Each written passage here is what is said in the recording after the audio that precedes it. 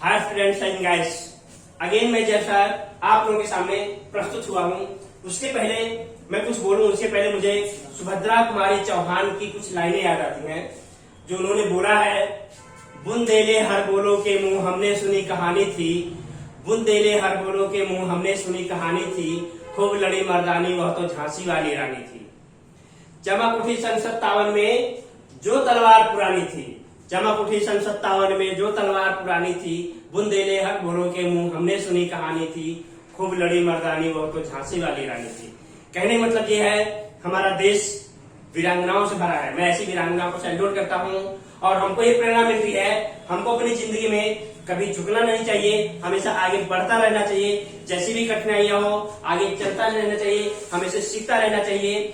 और दूसरी बात एक ये है, मैं कहना चाहूंगा, इतिहास में नाम उनका ही दर्ज होता है जो कुछ असाधारण कर गुजरते हैं। साधारण जो गुजर करने वाले हैं उनका नाम कभी इतिहास के पन्नों में नहीं आता। इसलिए इतिहास के पन्नों में नाम दर्ज कराना है तो कुछ असाधारण करने की क्षमता रखो, कुछ अलग हटके करने की क्षमता रखो। इसलिए मेरी कहने का मतलब यह, आप लोगों से गुजारिश ये है कि आप लोग भी इससे जुड़े रहिए, बने रहिए, आगे बढ़ते रहिए और हम आपको आगे बढ़ाते रहेंगे। आप भी कुछ अपने जिंदगी में कुछ अलग करने का जज्बा रखो। इसी के साथ हम आज का टॉपिक शुरू करते हैं। हैव, हैज और हैड से अंग्रेजी में वाक्य कैसे बनाया जाता है, how to compose the sentence with the help of have, has and had in English. हम इसे बोलने ना कैसे सीख सकते हैं, हम इसको देखते हैं। यहाँ पे टेबल में देखते हैं, पहले मीनिंग दिया गया है। आई मतलब मैं, वी मतलब हम सभी, यू मतलब तुम, ही मतलब वह, एम मतलब मेल पुरुष व्यक्ति के लिए आता है, सी मतलब वो, एफ मतलब फीमेल स्त्री के लिए आता है, इट मतलब यह नॉन लिविंग निर्जीव वस्तु के लिए आता है, दिस मतलब यह, दैट मतलब वह, दे मतलब वह, दी मतलब ये सभी और दोज मतलब वह सभी। इस तरह से इसके मीनिंग्स क्लियर होते हैं। अब हम आगे के टेबल में देखते हैं इसका उपयोग कैसे किया जाता है। पहला table first person, second person और थर्ड पर्सन को इंडिकेट करता है। दूसरा टेबल है सिंगुलर नंबर मतलब एक वचन को इंडिकेट करता है। तीसरा टेबल प्लूरल नंबर मतलब बहुवचन को इंडिकेट करता है। अब यहाँ पे बताया गया है आई करता है और हैव क्रिया है। ये दोनों को जोड़ करके कर्म को लगा करके हम किस तरह से वाक्य नया वाक्य बना सकते हैं। तो फर्स्ट पर्सन कह रहा है आई हैव ए कार। इसका हैव और हैज का मीनिंग होता है पास में होना। हैव और हैज का मीनिंग होता है पास में होना और हैड का मीनिंग होता है पास में था। तो आई हैव ए कार, इसका मतलब होता है मेरे पास एक कार है। इस तरह से हैव और हैव की मदद से एक वाक्य जनरेट होता है, एक वाक्य कंपोज होता है हकारात्मक के। कि अगर बोलना है मेरे पास एक कार है तो उसको इसी तरह से बोला जाएगा आई हैव ए कार, मेरे पास एक कार है। आगे हम बात करते हैं सेकेंड पर्सन में, यू हैव ए बाइक, तुम्हारे पास एक बाइक है। अगर उसको बोलना है तुम्हारे पास एक बाइक है तो you have a bike. He has my pen, उसके पास पेन है। ही हैज माई पेन, उसके पास मेरी पेन है। इस तरह से वाक्य कंपोज होता है। आगे देखते हैं सी की मदद से, she has a pretty girl.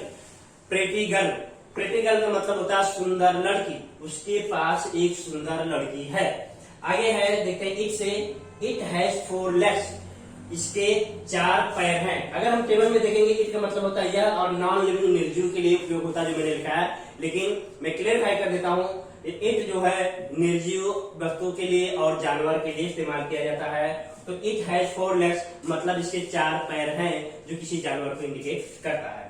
आगे बात करते हैं, दिस के साथ में हैज आया है। दिस हैज माई बुक, उसके पास मेरी किताब है, इसके पास मेरी किताब है।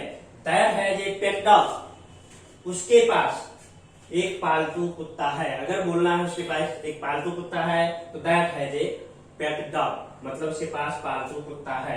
किसी एक व्यक्ति के नाम से बनाना है, जैसे हमने अनीता का, Anita has a supportive family. अगर बोलना है अनीता का एक सपोर्ट करने वाला परिवार है तो लिखा जाएगा Anita has a supportive family.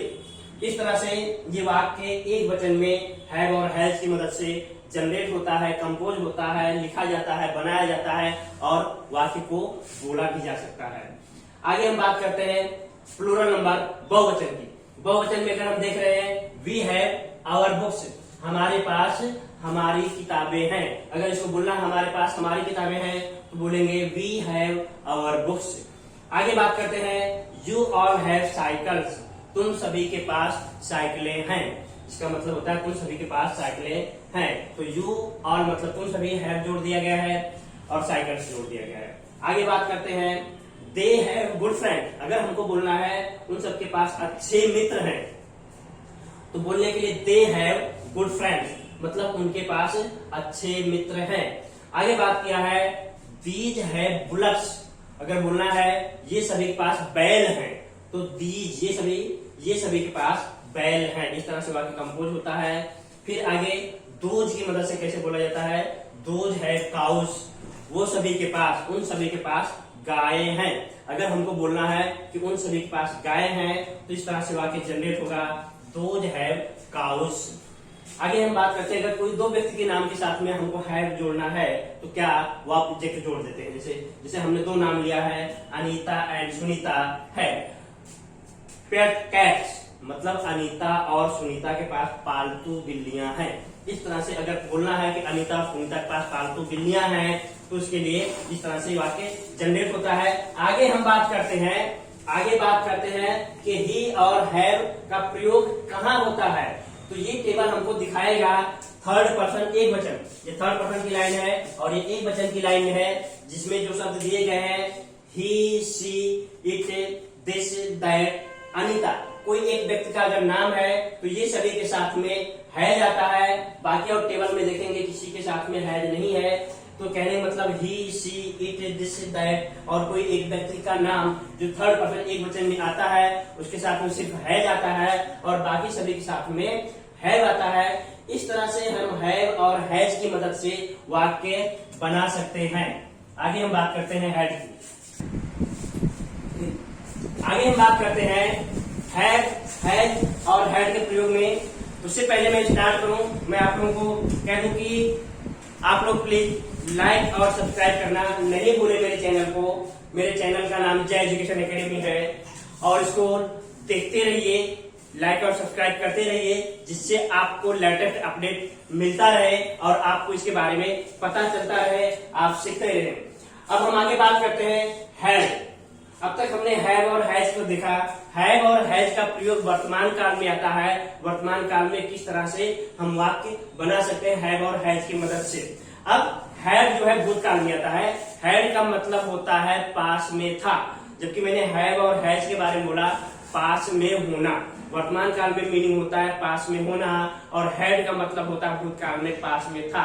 कोई चीज हमारे पास, कोई वस्तु हमारे पास भूतकाल में थी, उसके लिए हैड का प्रयोग किया जाता है। अब हम अगर टेबल को देखें तो टेबल इंडिकेट कर रहा है, first person, second person, third person का।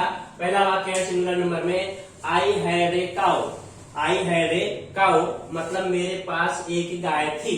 अगर हमको इससे बोलना है कि मेरे पास एक गाय थी, उसके लिए बोला जाएगा आई हैड ए काउ, मेरे पास एक गाय थी।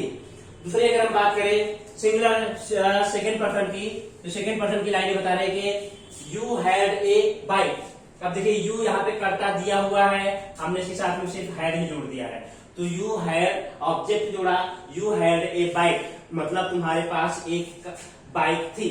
इसका मतलब ये होता है, अगर हमको वाक्य बनाना है मेरे पास मेरी पेन थी, या बोलना है उसके पास मेरी पेन थी, तो इसके लिए वाक्य बनाया गया ही, कर्ता दिया है और had. He had my pen मतलब उसके पास मेरी पेन थी। अगर ऐसा वाक्य जनरेट करना है तो ये टेबल पे लिखा गया है ही हैड माई पेन, उसके पास मेरी पेन थी।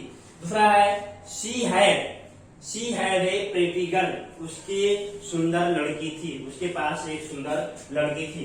तो शी कर्ता दिया है, हैड हमने क्रिया जोड़ दिया, ए प्रेटी गर्ल ऑब्जेक्ट जोड़ दिया। इस तरह से एक वाक्य जनरेट हो जाता है, एक वाक्य कंपोज होता है कि she had a pretty girl, उसके पास एक सुंदर लड़की थी। इस तरह से पता चलता है। आगे बात करते हैं इट से, it had three wings. It had three wings, इसके 3 पंख थे। अब ये मतलब निर्जीव वस्तु है, कोई पंखे के जो फैन चलता है, फैन के 3 विंग्स होते हैं, 3 पंखे होते हैं, 3 स्टैंड होते हैं, तो इसलिए बताया गया इट हैड 3 विंग्स, इसके 3 पंखे थे या 3 पंखुड़ियां थी, तो इस तरह से निर्जीव वस्तु और सजीव और निर्जीव और वस्तु और जानवर के लिए इस्तेमाल किया जाता है, ये दिखाता है। तो अगर हमको बोलना है इसकी 3 पंखुड़ियां थी, तो इट हैड 3 विंग्स, क्लियर होता है। आगे बात करते हैं दिस से। दिस का है दिस हैड माई बुक्स, इसके पास मेरी किताबें थी, इसके पास मेरी किताबें थी। तो दिस हैड माई बुक्स, इसके पास मेरी किताबें थी। आगे बात करते हैं दैट से। दैट हैड, उसके पास थी क्या, एक पेट डॉग, उसके पास एक पालतू कुत्ता था। अगर हमको बोलना है कि उसके पास एक पालतू कुत्ता था, बोलना हो अंग्रेजी में वाक्य बनाना है, तो that had a pet dog, उसके पास एक पालतू कुत्ता था। आगे हम बात करते हैं कोई एक व्यक्ति का अगर नाम दिया है, जैसे अनीता दिया है, Anita had a supportive family, Anita की एक सपोर्ट करने वाला परिवार था। तो इस तरह से ये एक वचन की लाइन क्लियर होती है। अब हम आगे बात करते हैं बहुवचन।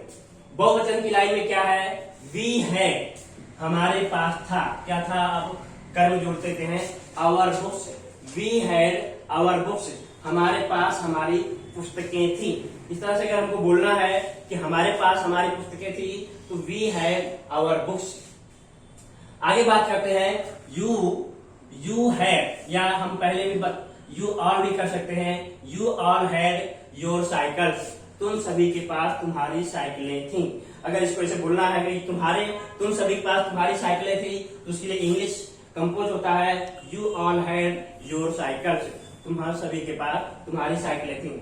आगे दे से बात करते हैं।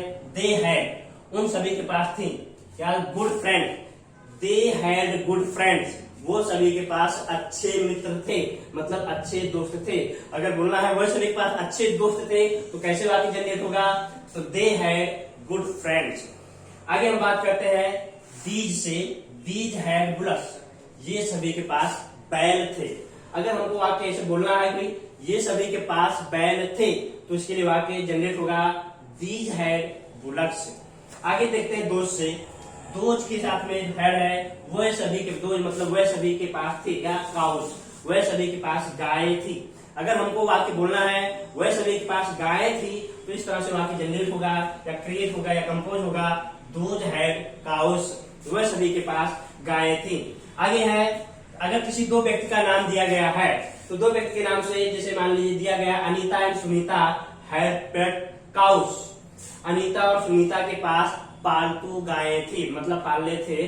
तो इस तरह से वाक्य जनरेट होता है। और हम देखते हैं वाक्य को कि ये हैड का प्रयोग इस तरह से भूतकाल में किया जा सकता है, एक वचन में भी प्रयोग किया जाता है, बहुवचन में भी किया जा सकता है। आज हमने बताया हैव और हैज का प्रयोग वर्तमान काल में किया जाता है और हैड का प्रयोग भूतकाल में किया जाता है, और उसी की मदद से वाक्य किस तरह से बनाया जा सकता है, ये टेबल हमको इंडिकेट करता है, ये टेबल हमको समझाता है। और उम्मीद है आप लोगों को बहुत अच्छी तरह से समझ में आ रहा है। आप लोग मेरे वीडियोस को देखते रहिए, लाइक और सब्सक्राइब करते रहिए। आज के लिए इतना है, थैंक यू सो मच।